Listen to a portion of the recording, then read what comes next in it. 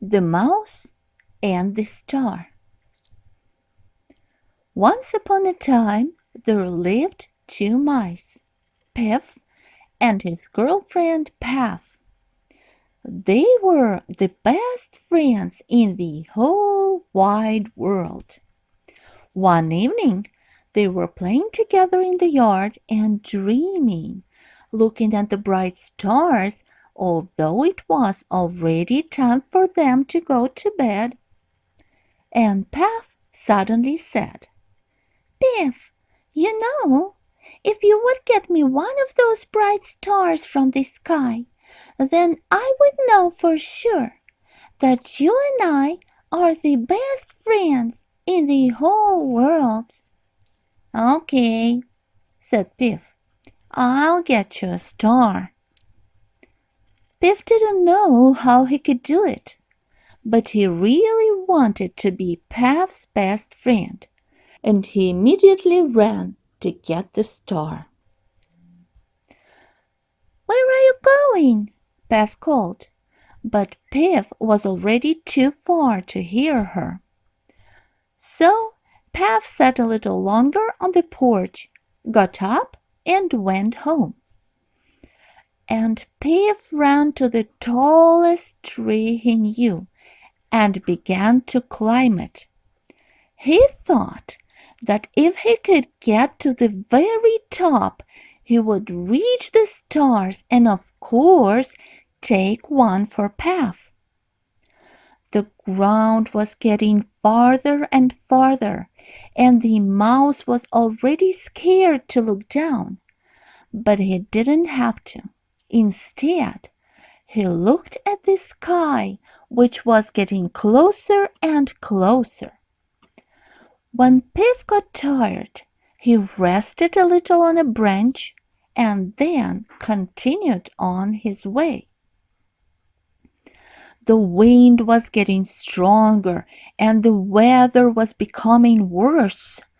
The tree branches were moving. It got harder and harder to climb. But finally, Piff made it to the top. He reached up to the sky to get the star, but at that moment the wind swayed the branch harder, and Piff managed to grab only one big leaf before he and the leaf were blown off the tree.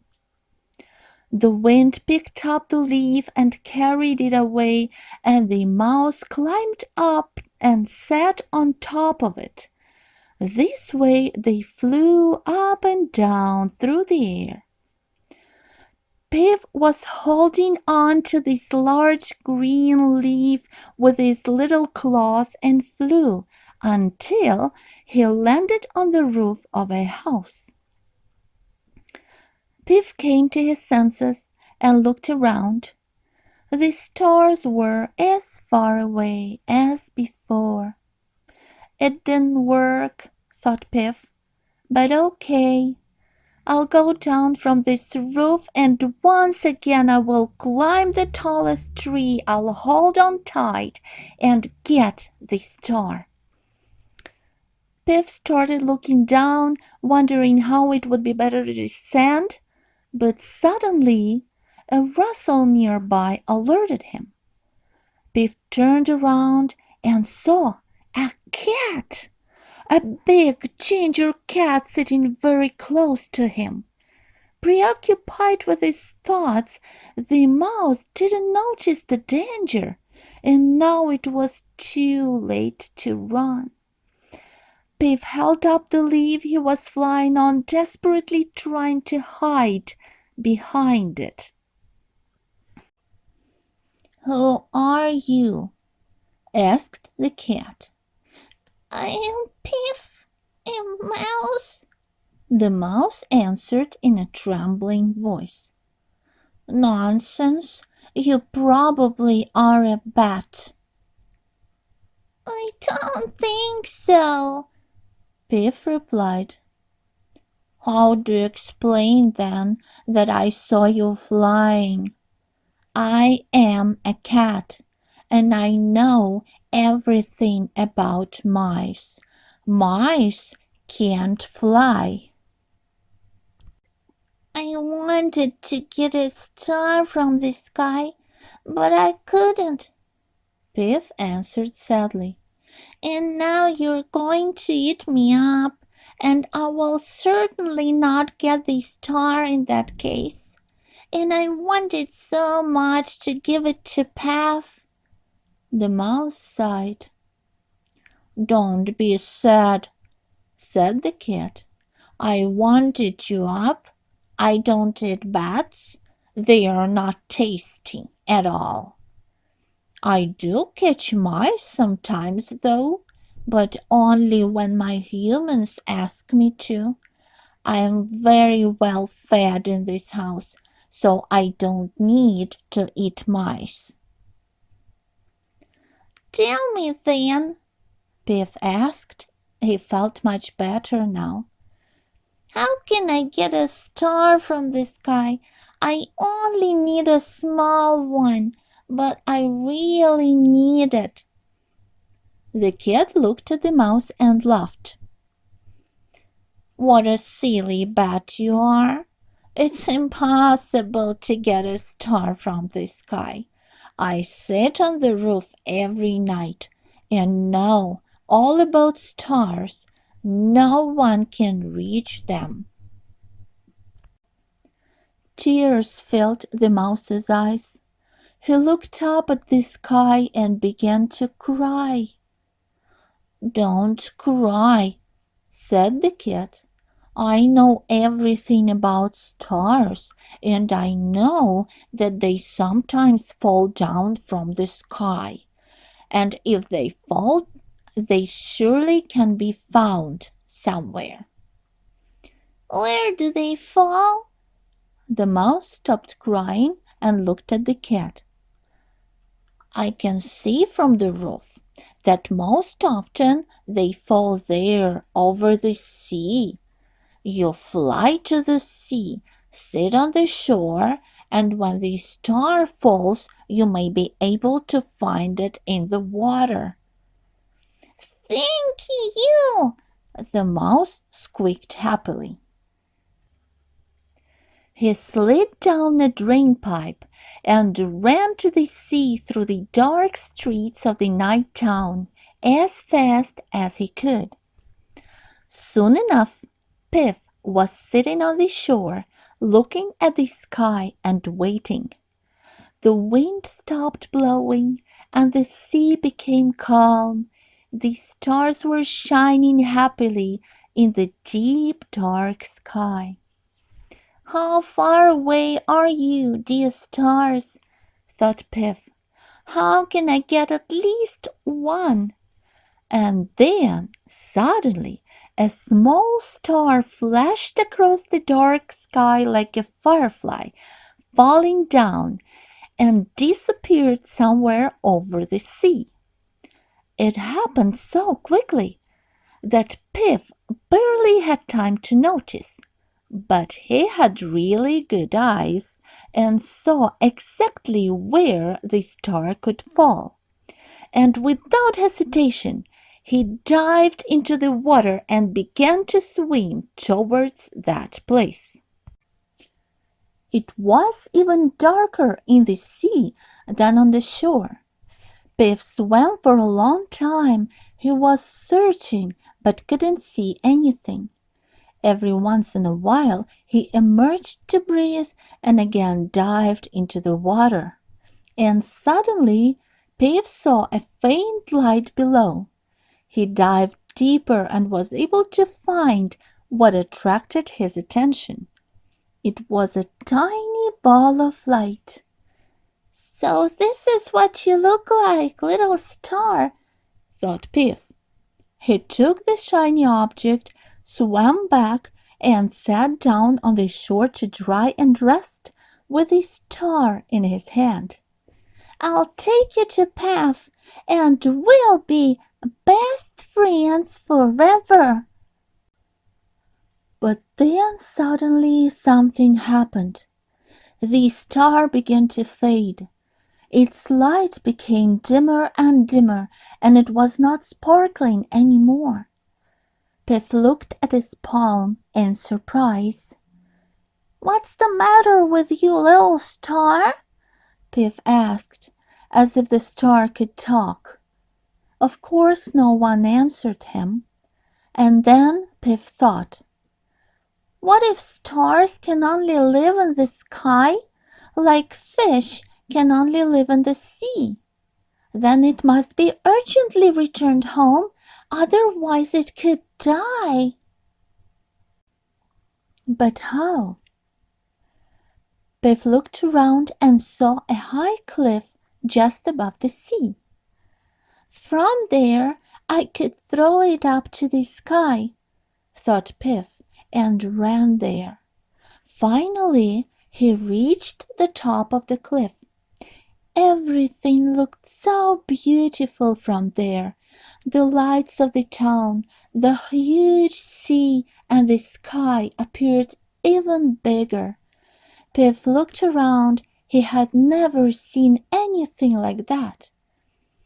It even seemed to him for a moment that he was a bird soaring through the air, but then he remembered the star and opened his palm.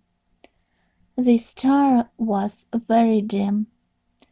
"Don't worry, I will throw you into the sky as high as I can," said Pif, "and you will fly back home." He threw the shining object up with all his strength. Pif didn't see it fly, but he noticed that one more star lit up in the sky. "It looks much brighter up there," thought the mouse. He was gazing happily at the twinkling stars when he suddenly remembered his girlfriend. "But what about Pef?" Pif was upset. He didn't get her a star after all. Pif walked sadly towards the town. No matter how much the stars in the sky tried to shine brighter and more beautifully to cheer him up, he no longer noticed it. It was early morning when Pif finally came home. The sky was getting brighter and the town was clean and rested, preparing for a new day. Pif fell onto the bed and immediately was asleep. The mouse woke up when the sun was already high and was shining through the window in his eyes. Pif, first of all, ran to look for Pef. He wanted to tell her everything that happened to him yesterday. Pef was playing in the yard as usual. "Why did you disappear yesterday?" Pef asked.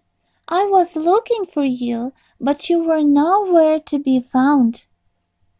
"I went to get a star for you," said Pif. "And what, got it?" Pef smiled. "I did actually," Pif answered proudly, "but—" and he told Pef everything. "It's so sad that I can't give you the star." Pif finished his story. Pef looked at her friend suspiciously. He of course looked tired, but to make such a trip and get a real star seemed to her just a fiction story. "You could just say that it's impossible to get a star. I would understand. They are so far away. But why did you make up such a long story?" said Pef. "Because it's true." Pif became a little angry. "And the cat on the roof, which did not eat you up, and the star that flew up to the sky from your hand. Is it all true?" "Of course." Pif was upset now. He turned around and sadly walked home. He was so upset and tired that he ate half a grain and fell asleep. The mouse woke up only at night. He was surprised that it was already dark. He went to the window and pulled back the curtain. Stars were shining brightly in the night sky again. Pip remembered all of yesterday's events and how Pep did not believe him. Pip went out to the yard, looked at the stars, and began to cry. "Why are you crying, little mouse?" heard Pip a soft, low voice. He turned around and saw a large snail crawling slowly along the path. "Just some problems," said the mouse. "Oh, don't you worry about those problems," the snail answered and smiled reassuringly. "Look how bright the stars are today. Make a wish and it will come true. Of course you have your own star in the sky." "Yes, I certainly have a star," thought the mouse. He smiled politely at the snail. She nodded in response, straightened up her antennas, and then turned around and crawled on. The little mouse looked at the sky again. "I wonder where you are, my star," thought Piff. He made a wish to make peace with Puff. For some reason, he suddenly felt not at all sad and went home. Puff could not sleep for a long time that evening. She was looking at the sky through her window and was thinking. And suddenly she realized, "How could I ask for a star from the sky? All its little star friends are there. No wonder it began to fade in Pip's hands. How could I not believe him? And he is such a good friend." And Puff decided to talk to Piff in the morning. The next day, the mice were playing together on the green grass. Puff no longer wanted to get a star from the sky. She did not want to separate the star from her heavenly friends, for she knew now that she would also never want to part with her best friend, Piff.